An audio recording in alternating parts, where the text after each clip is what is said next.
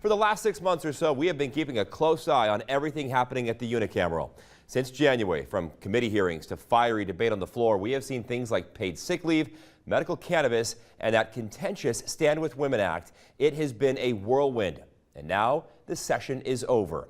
1011 Sam Cobb has been there the last few weeks and has more on how lawmakers who were in the weeds feel it went.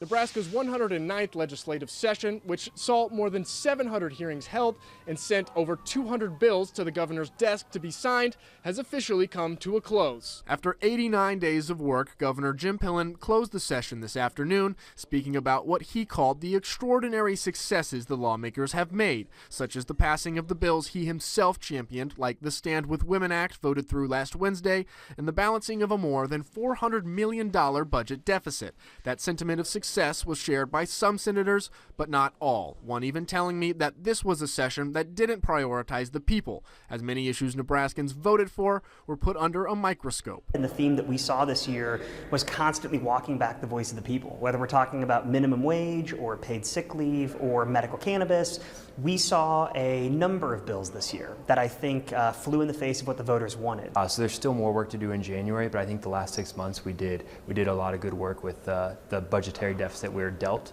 trying to cut spending, trying to tighten our belts, just as Nebraska families do in their own household.